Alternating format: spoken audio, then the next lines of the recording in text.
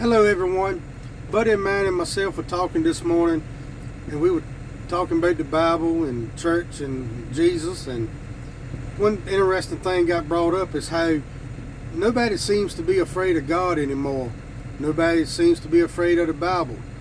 Well, this book right here should be the most feared book in the library.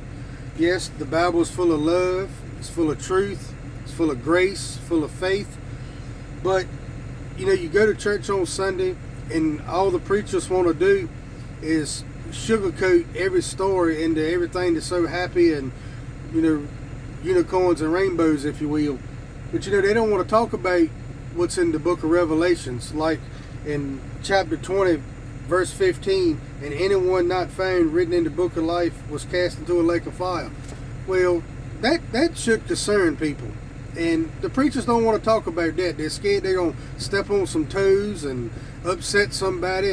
Sometimes I think the preachers just tell all these feel-good stories just to keep people in the seats. I'm sure I'm wrong, but that's just my thought on it. And I don't think I'm alone in that thought. But I think, more people need to have the fear of God put in them, when they go to church. They need to read the Bible more. That's just my opinion on it. But anyway, that's what we were talking about this morning.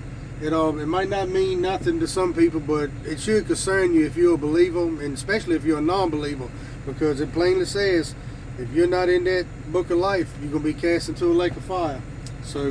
But anyway, I'm going to get back to spraying. Y'all have a great day, and like always, we're going to be praying for you.